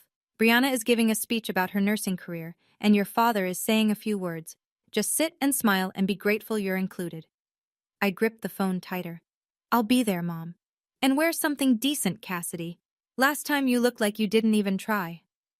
I said nothing. Oh, and Mom is making some big announcements at the reunion, Jolene added, almost casually. Family decisions, important ones. So just don't make it about you. She hung up before I could respond. She always did. I sat on the edge of my bed and read Grandma Edith's letter one more time. Then I opened my closet and looked at the white dress I'd been saving for something I couldn't name. Something that mattered. This was Brianna's stage. My parents had cast the roles. She was the star. I was the background extra who should be grateful for a seat. But I was done with their script. I was bringing my phone and my own story. The night before the reunion, I sat on my living room floor with my phone and a pair of earbuds and listened to the recording one more time. Brianna's voice filled my ears, close and clear and cruel. You were always so easy to push out of the way. I heard myself asking about Grandma, my voice thin and careful. And then Brianna.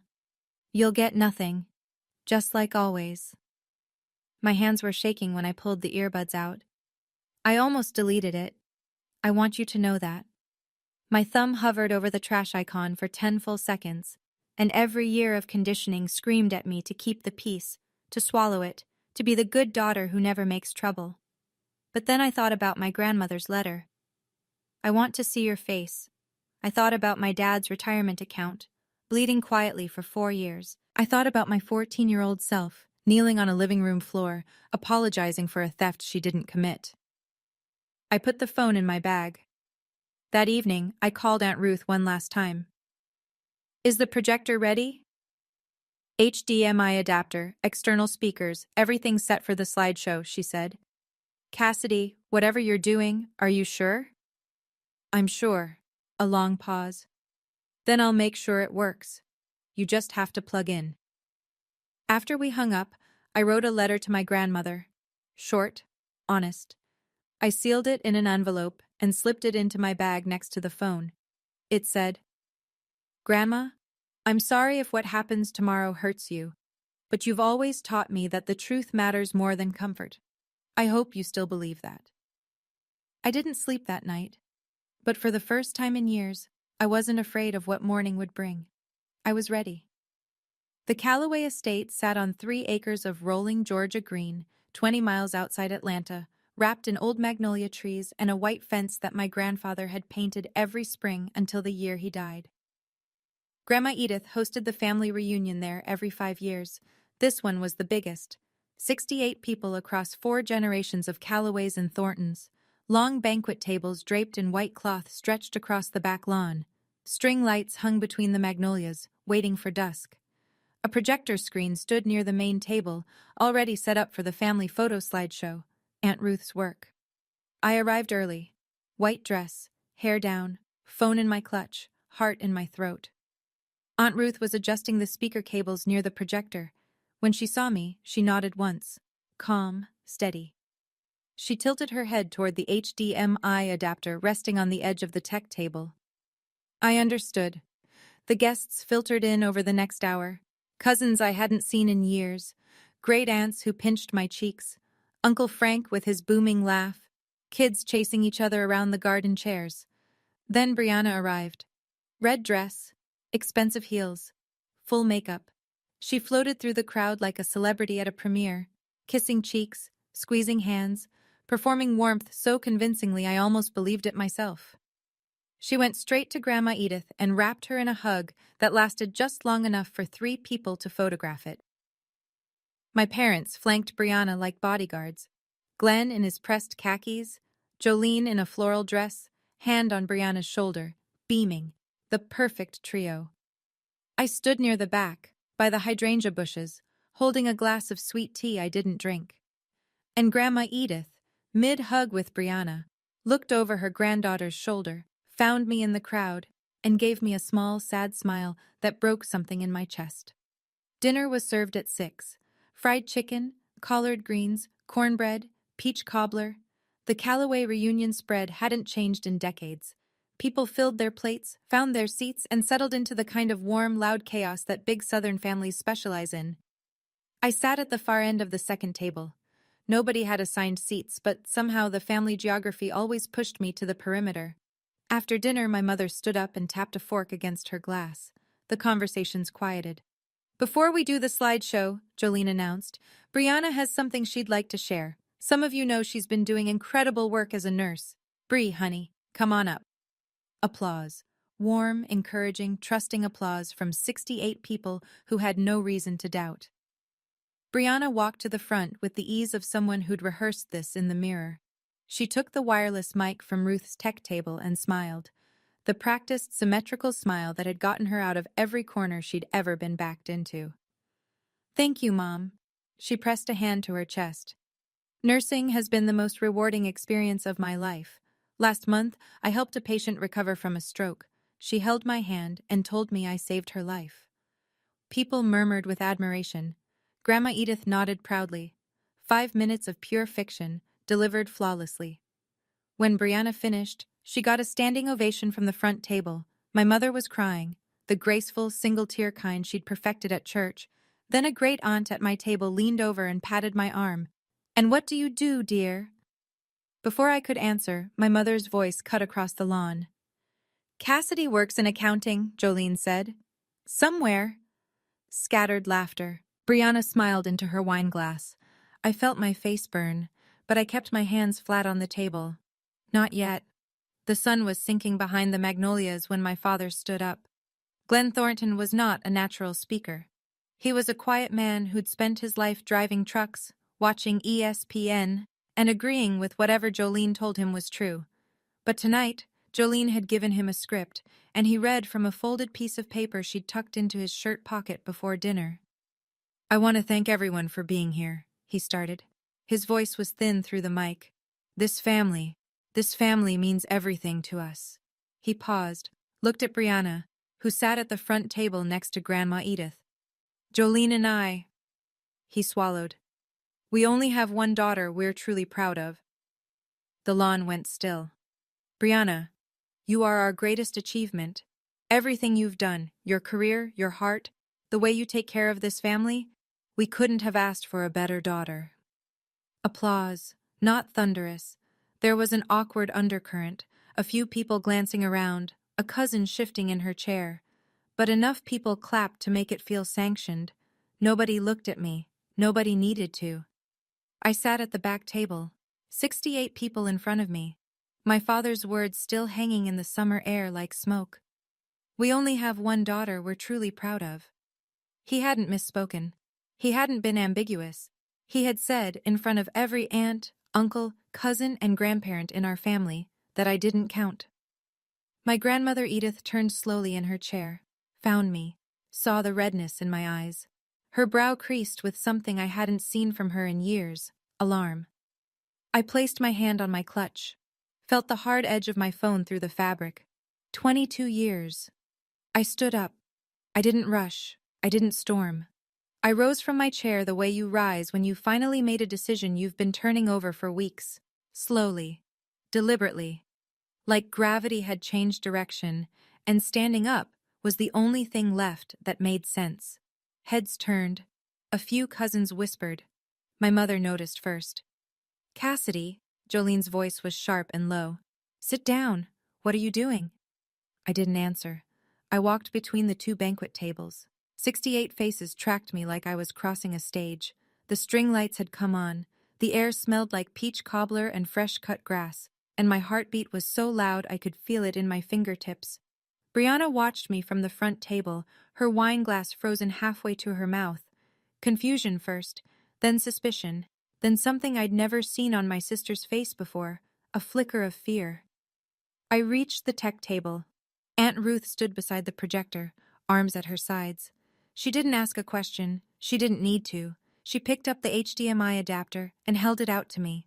I pulled my phone from my clutch, plugged it in. The projector screen lit up behind me, a white glow replacing the frozen family slideshow. My father stepped forward. "Cassidy, this is not the time." "Actually, Dad." I looked at him, steady. "This is exactly the time." I opened the audio file, 14 minutes and 22 seconds. The timestamp on the screen was visible to everyone. My thumb pressed play. And then Brianna's voice, loud, clear, unmistakable, poured out of the outdoor speakers and across the lawn where 68 members of our family sat in the cooling Georgia evening. "I didn't finish nursing school. Big deal." Brianna's real face went white as her recorded voice filled the air. The first thing I noticed was the silence, not the polite kind that settles over a room during a speech. This was something heavier, the silence of 68 people realizing all at once that something they hadn't expected was about to change everything they thought they knew. Brianna's recorded voice rolled out from the speakers like a confession played in a courtroom. I didn't finish nursing school. Big deal. It wasn't for me. Mom and Dad's tuition money? They owed me that for all the years I had to be the perfect one. Someone at the second table set their glass down. The tiny clink of crystal on wood sounded like a gunshot in the quiet. My mother launched out of her chair. She moved toward the projector with both hands raised, eyes wild. "Turn it off, Cassidy, turn it off right now!" She was 3 steps away when my grandmother's voice cut through the air like a blade. "Jolene!" My mother froze. Grandma Edith hadn't raised her voice. She didn't need to. 79 years of quiet authority did the work for her. She gripped the arm of her chair and looked at her daughter with an expression I'd never seen on her face. Not anger exactly, but a devastation that preceded it. "Sit down." Edith's voice trembled, but every word was iron. "I want to hear every word." My mother sat, like a child who'd been caught standing on the table. Brianna was on her feet now, hands shaking, the red dress suddenly too bright against her ashen face. "That's taken out of context. She set me up. But the recording didn't care about context. The recording just kept going. Brianna's own voice, cheerful and careless and 3 glasses deep, filling the summer air with truths she never meant to share. By minute 4, the recording had reached the money. "Dad's retirement account?" Brianna's voice was almost gleeful on the playback. "I've taken about 40 grand over the last 4 years, small amounts. They'll never figure it out. They think the market crashed." Recorded Brianna laughed. The real Brianna didn't. My father, still standing near the mic at the front, lowered himself into the nearest chair like his legs had stopped working. The color drained from his face in real time. I watched a man who had stood in front of his family and erased one daughter to praise another, suddenly realize that the daughter he'd praised had been robbing him. That's our retirement," Glenn whispered. But the mic was still on, and everyone heard it. Jolene turned to Brianna. "Tell me that's not true." Her voice cracked down the middle. "Tell me, Brianna." "Mom, I can explain. It wasn't like that. I was going to pay it back." The recording cut her off. Brianna's own voice again, bright and unbothered. "Mom believes everything I say. All I have to do is cry and she takes my side." My mother's hand went to her mouth. A sound came out of her. Not quite a cry, not quite a gasp, something between the two that I think only happens when you hear your own manipulation described to you by the person who weaponized it. Around the tables, the reactions rippled outward. Uncle Frank crossed his arms and shook his head slowly. A cousin's wife leaned over and whispered something urgent to her husband. 2 of the older aunts exchanged a look that carried 30 years of suspicion finally confirmed. And Grandma Edith sat perfectly still, her hands folded in her lap, listening to every word with the careful attention of someone assembling a verdict. Then came minute 6. And the necklace. "You know what I told Mom when you were 14? That you stole Grandma's necklace?" Recorded Brianna's voice was warm with wine and self-satisfaction. "I took it. I needed you out of the picture for Thanksgiving, and it worked." The sound that came from my grandmother was small, but it stopped everything. Edith pressed her hand flat against the table. Her fingers were shaking. She turned and looked at me, not with pity, but with a horror that told me she was reliving that Thanksgiving. The 14-year-old girl on her knees, apologizing for a crime she hadn't committed. The granddaughter she'd watched be humiliated while the real thief stood beside her, dry-eyed and smiling. "Oh, sweetheart," Edith whispered. I don't think anyone else heard her, but I did. The recording rolled on. Minute 7. "Why do you think I've been visiting Grandma? She's rewriting her will. I'll make sure my name is the only one that matters." Edith's grip on the table tightened until her knuckles went bone white. "And you?" Recorded Brianna leaned into the mic like she was sharing a secret. "You'll get nothing, just like always, because in this family, I'm the daughter. You're the bill." That was the moment Brianna ran. She shoved her chair back with a screech that tore through the quiet. She grabbed her purse, kicked off one heel, and half ran, half stumbled across the lawn toward the garden gate, her red dress catching the string lights. But the estate was 3 acres. The gate was far, and 68 people watched her every step. Cousin Marcus, 24, built like a linebacker, arms folded, was standing by the garden path. He didn't grab her. He didn't speak. He just stood there. And Brianna stopped. Behind her, Grandma Edith rose from her chair. My grandmother walked to the front of the gathering, the way women of her generation do when they've reached the limit of what they'll tolerate. Slowly, straight-backed, with a dignity that makes silence feel mandatory. Someone handed her the wireless mic. She held it with both hands. "I have spent 79 years building this family," Edith said. Her voice shook, but it carried. "And today I learned that the person I trusted most in it has been lying to all of us." She turned to me. "Cassidy." I couldn't breathe. "I owe you an apology." Her eyes glistened. "I watched them push you to the side for years. I told myself it would get better. I told myself your mother would come around. I should have spoken sooner. I should have fought harder for you, and I am deeply, deeply sorry." I pressed my lips together. I would not cry in front of 68 people. I would not. Edith turned back to the crowd. "I will be meeting with my attorney on Monday morning. My will, as it currently stands, will be rewritten." She paused, letting that land. "I want every person here to know why." The lawn was so quiet, I could hear the cicadas in the magnolias. "Not because of money," Edith continued, "because trust, once broken, has to be earned back." She looked at Jolene, who sat motionless in her chair, mascara streaked, then at Glenn, who stared at his hands. "And some of you have a lot of earning to do." At the edge of the garden, Brianna stood frozen, one shoe on, clutch pressed against her chest, tears running down her face.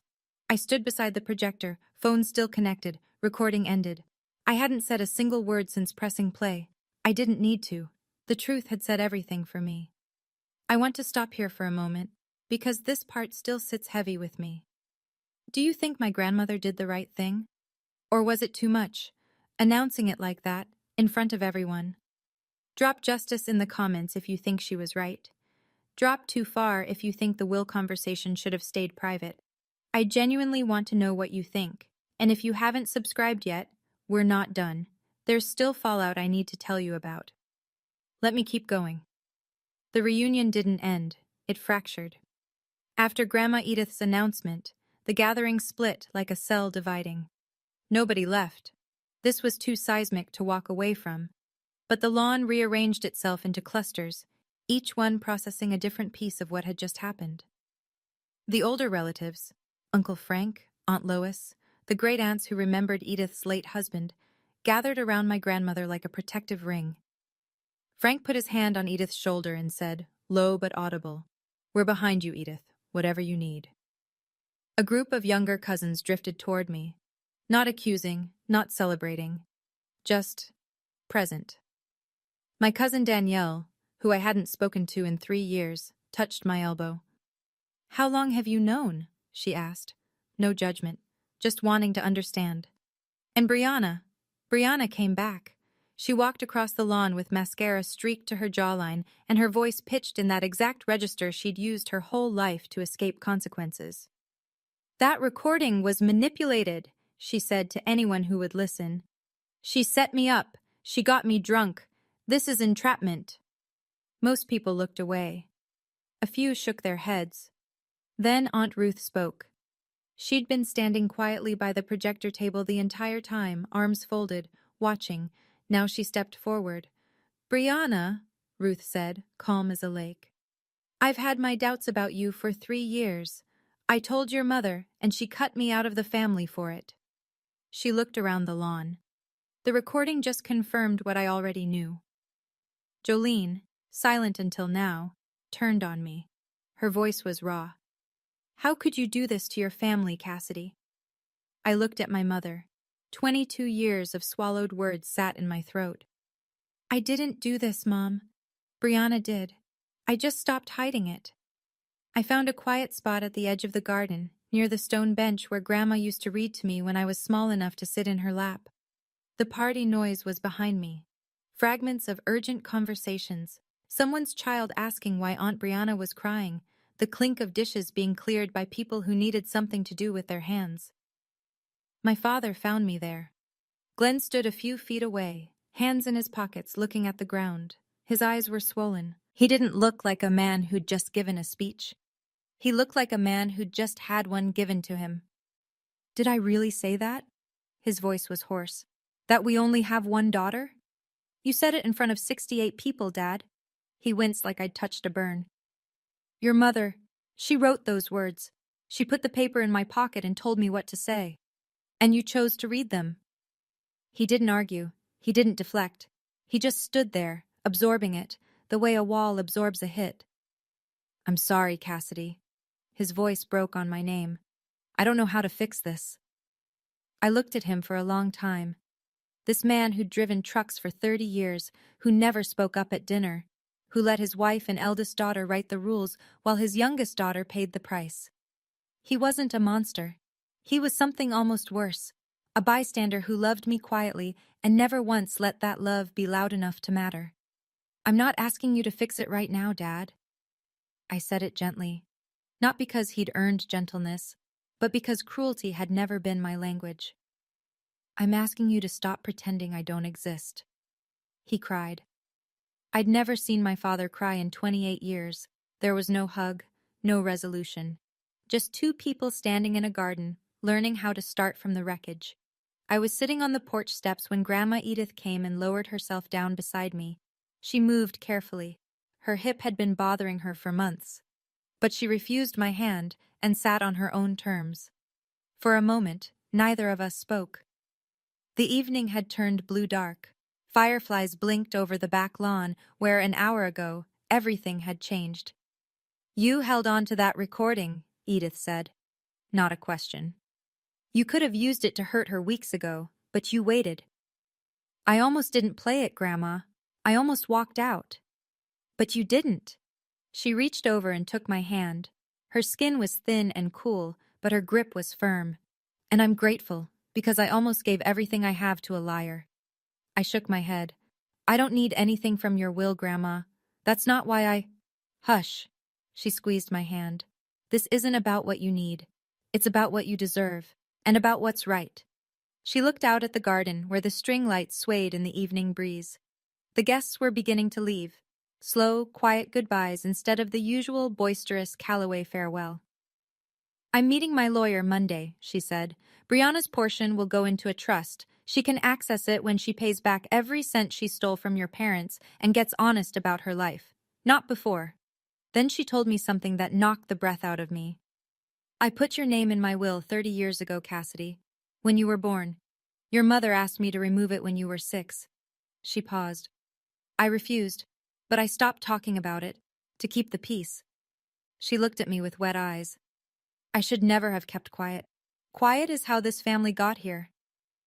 1 week after the reunion, the fallout wasn't slowing down. It was compounding. Brianna tried the social media route first. She posted on Facebook. My own sister stabbed me in the back at our family reunion. I've never felt so betrayed. The post got 11 likes, all from friends who hadn't been there. Then cousin Marcus commented, We all heard the recording, Brianna. You stabbed yourself. 27 people liked his reply. Brianna deleted the post within the hour. The family group chat went through a seismic shift.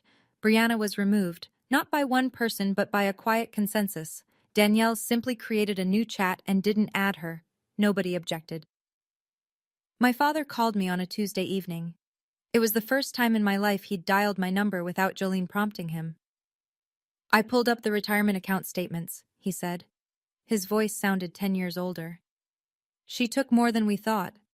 $42,300. Cass, it's all documented. The transfers, the dates, everything. I closed my eyes. What are you going to do? Your mother and I are meeting with a financial advisor this week, and maybe a lawyer. He paused. I should have listened to you when you called. Yeah, Dad, you should have. There was something else, too. The nursing career, the one Brianna had performed so beautifully at the reunion, the one she'd used to impress Grandma and charm the family. It fully unraveled. A cousin who worked in healthcare asked around. Brianna wasn't a nurse. She wasn't even a certified nursing assistant. She was a receptionist at a chiropractic clinic 30 miles from her apartment.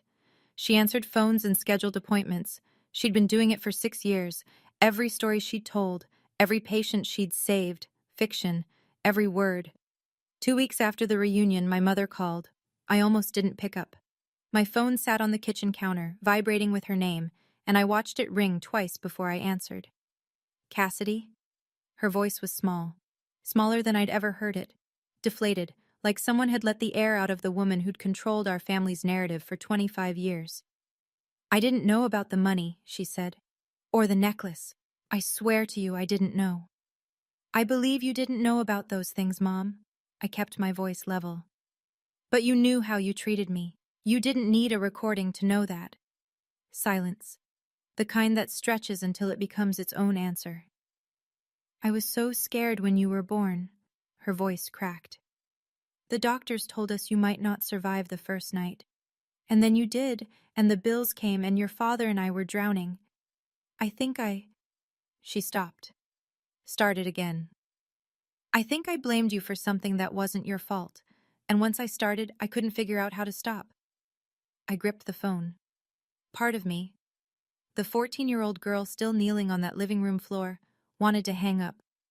Another part of me, the part that had spent 22 years calling every Sunday, held on. Can you forgive me? She whispered. I'm not ready for that yet, Mom. I said it without cruelty, without edge, just honest. But I'm not closing the door. A long, shuddering breath on her end. If you want a relationship with me, I continued, it starts with honesty. No more choosing sides. No more erasing me from the family. No more letting Brianna write the story. She didn't argue. She didn't deflect. She just said, okay. It wasn't resolution. But it was the first honest word she'd said to me in 22 years. 3 weeks have passed since the reunion. That brings us to now. To today, as I'm telling you this story. Grandma Edith met with her attorney the Monday after the reunion, just as she promised. The new will divides her estate fairly among her children and grandchildren, but Brianna's portion is held in a conditional trust. The terms are straightforward. Brianna must repay every dollar she took from our parents' retirement account and provide verified proof of employment and education before the trust releases. No loopholes, no shortcuts, just accountability. My father and his financial advisor combed through 4 years of statements. The total wasn't $40,000. It was $47,200.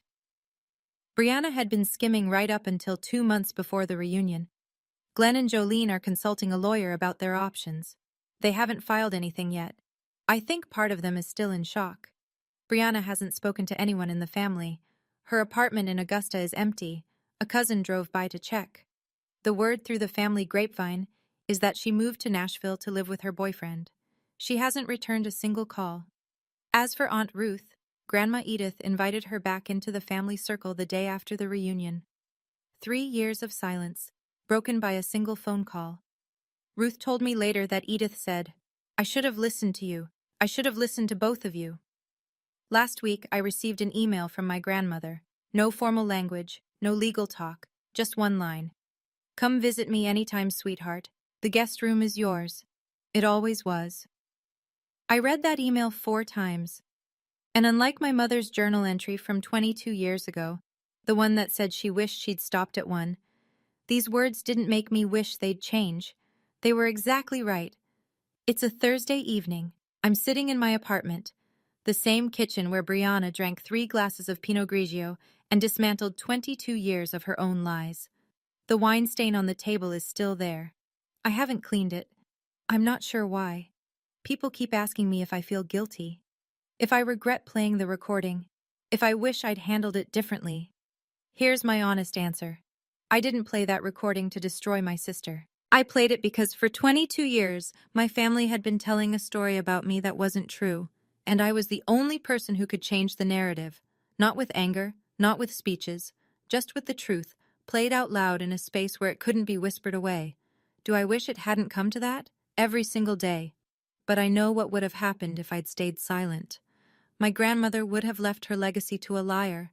My parents would have lost more money they couldn't afford, and I would have spent the rest of my life sitting at the end of the table, hoping someone would notice I was there.